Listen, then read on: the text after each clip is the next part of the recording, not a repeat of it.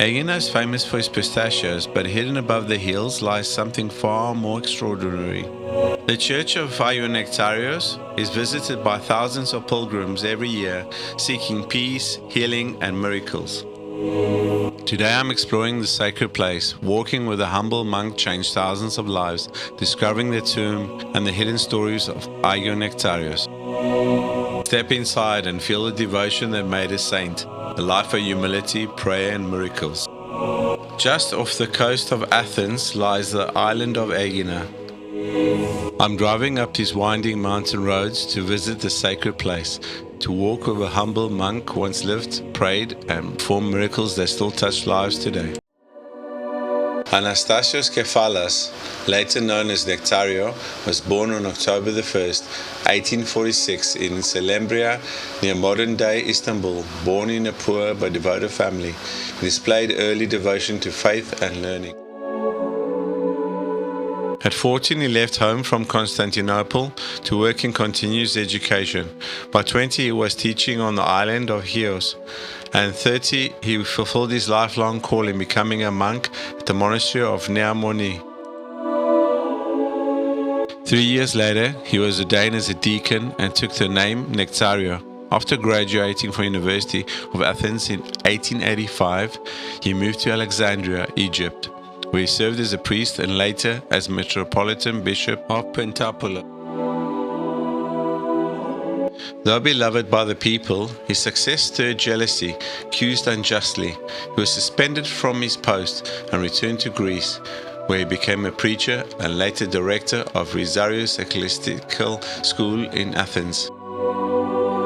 In 1904, at the request of several nuns, Nectarios established the Holy Trinity Monastery here in Aegina.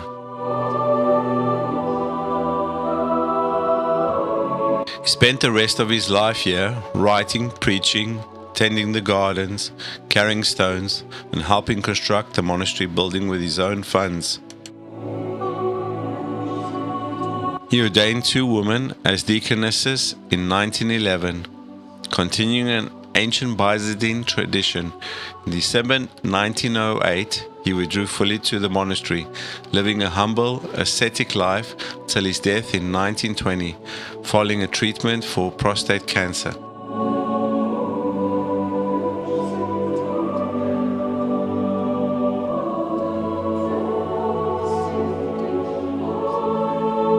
Good morning, welcome to Aegina, Greece. Behind me is the Saint Nektarios, one of the largest churches in the Balkans.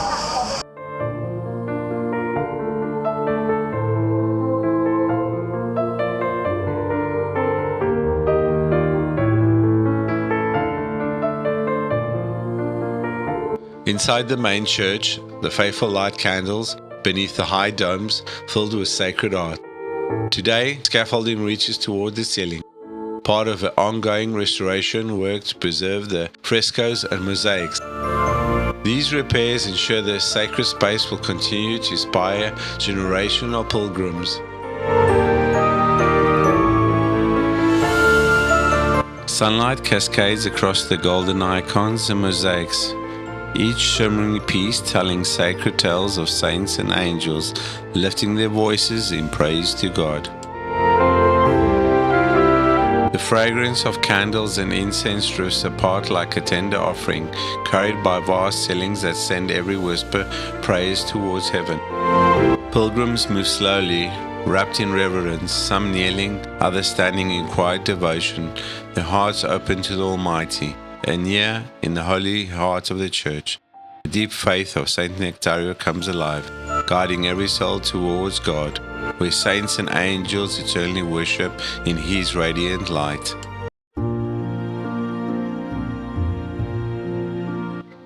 Towards the back lies one of the most sacred spots in all of Greece, the tomb of Saint Nektarios, a man whose life was marked by humility, prayer, and extraordinary compassion.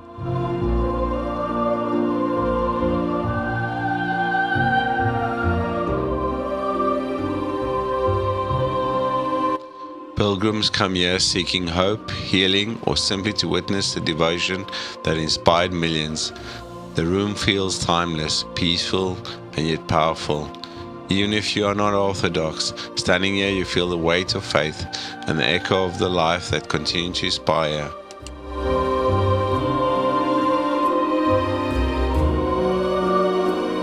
Above me, the dome shows the funeral of Saint Nektarios, a man whose entire life was devoted to God.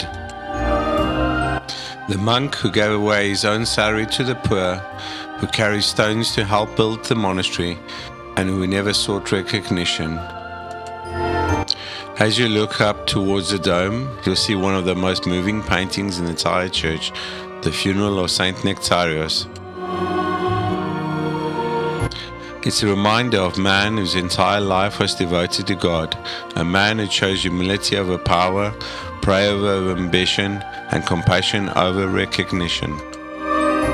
The mural captures the moment the faithful gathered around him for the very last time in 1920. You can almost feel the sorrow and reverence in their faces. People knew they were saying goodbye to someone extraordinary. Many believe the miracles first began at that exact moment during his funeral, as a sign of the Saint Nektarios' grace and love of humanity didn't end with his life. And now as you walk deep in the church, that legacy leads you forward. The light softens, the air grows quiet, gentle stillness fills the room. Și nu găsim ieșire din fundătura în care ne aflăm, dar nădăjduiți pe ajutorul Tău îți cântăm. Bucură-te, drumătoarea monahilor și al monahiilor, care au lepădat sfârșirea și acestui viac. Bucură-te, papă, zamienilor care îți și sfârnică. Bucură-te, ca răzliniștea mănăstirii casele.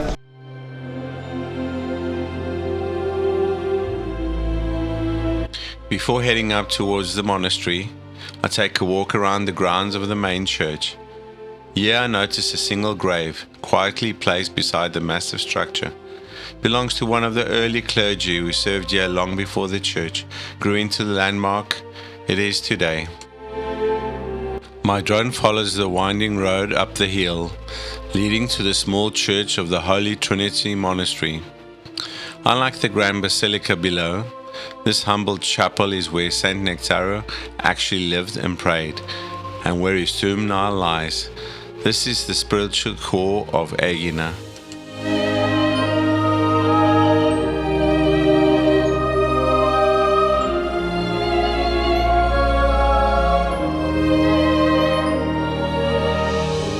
Before stepping through the doors, I put on a cover for my shorts. In Orthodox tradition, entering a sacred space calls for modest clothing, small gesture of respect before walking into a place of deep spiritual significance. I walk into the small church of Holy Trinity. Above me, dozens of oil lamps sway gently, lighting the room with a golden glow. On the right, an icon of Saint Nektarios stands quietly, powerful reminder of his presence here.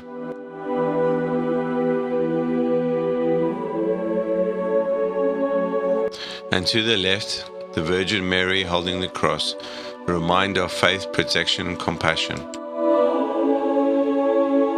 But dominating the entrance is a large golden icon of Saint Nektarios, covered in detailed inlays. It radiates devotion, and you immediately understand how deeply he loved God. Just ahead rests the golden crown of Saint Nektarios, a sacred vessel in which the head of the saint is kept. Its intricate craftsmanship shines under the soft chapel light, powerful reminder of his life and devotion to God.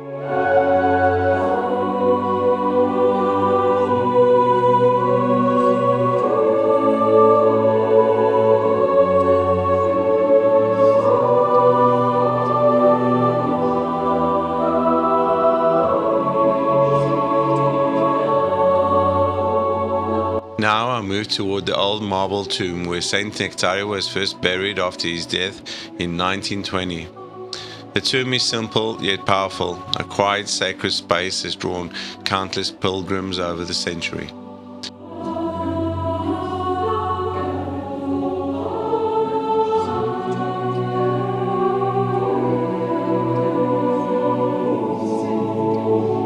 Walking closer, you can feel the weight of history, devotion in the air. People come across from Greece, Romania, and beyond seeking comfort, healing, a simple moment reflection. Here in the humble resting place, the life of a man devoted entirely to God is honored and remembered, and his legacy continues to inspire thousands each year.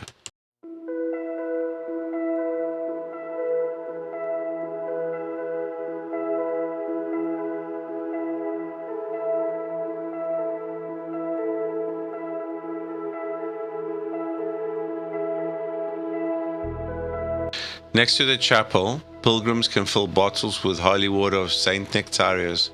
Many believe the water is blessed by God, carrying healing, comfort to those who take it. Visitors approach quietly, some praying as they collected, each leaving with a tangible blessing from the sacred place.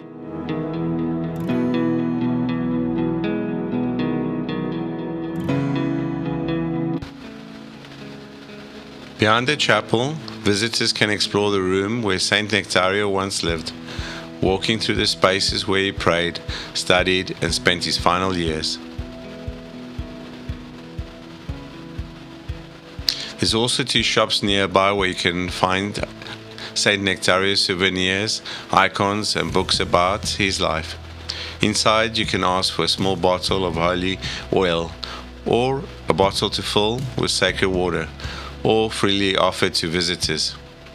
And for those looking to rest at the moment, there is a side shop which serves free coffee and lukumadas, letting you soak in the serene atmosphere of the sacred place and cooling down.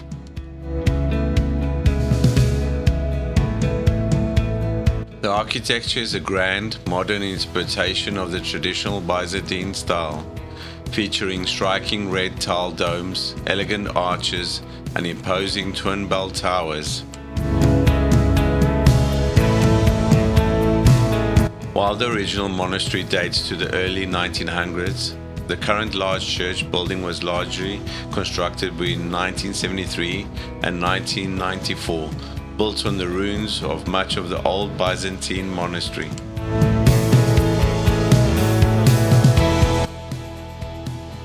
Here I truly felt the presence of the Holy Spirit.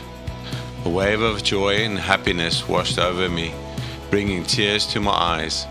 There's a profound sense of peace, serenity, and even euphoria, feeling that stays with you long after you leave the sacred walls. This is the heart of Saint Nektario, legacy, a place where faith, devotion, and miracles continue to touch the souls of all who visit. Thank you for joining me on this journey to the Monastery of Saint Nektarios. I hope you felt even a glimpse of the peace, devotion, and miracles that make this place so special. Thank you for watching and take care. See you soon.